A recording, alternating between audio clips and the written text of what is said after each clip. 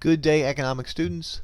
The purpose of these short videos is to help us review markets and how the principles of supply and demand help us make sense of equilibrium and the price-quantity relationship in markets.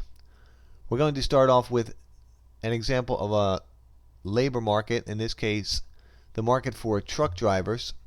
So last week in the Wall Street Journal there was an extensive article discussing the truck driver industry, and it began by discussing the last 30 years or so of the market for truck drivers and the traditional shortage of truck drivers in this market, typically because it's a grueling job and it's not exactly the dream job for a lot of people. So it's difficult to get people to do this job, especially the long hauls, and it's difficult to keep people. It's difficult to attain workers and to retain them in the long run.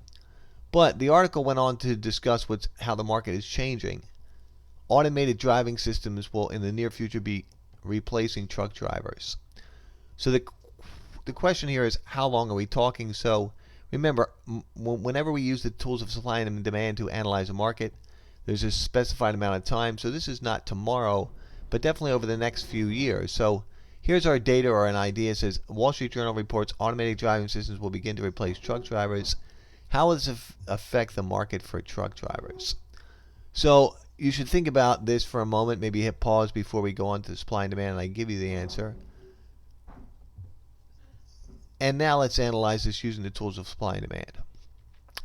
So if P1 and Q1 and E1 represent the current situation in the market for this labor resource, so that's the average price per hour the truck drivers are making, and that's the quantity of drivers employed, we can say, per month.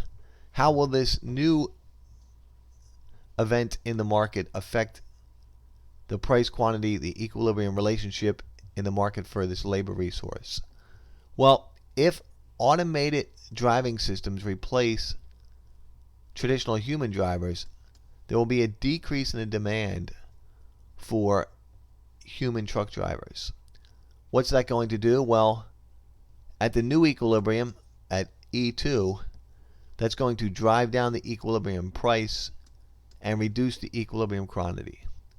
So a couple things are important to remember here. Number one, the whole entire purpose of using supply and demand as tools to analyze markets is to analyze what happens at equilibrium, where we were and where we are now, and to make some definitive statement about your final results. So quick summary: market for truck drivers, because the automated systems will soon be replacing humans, there's a decrease in the number of buyers, or you could say decrease in taste and preference for human drivers. This will decrease demand. The results: price decreases and quantity decreases at the new equilibrium.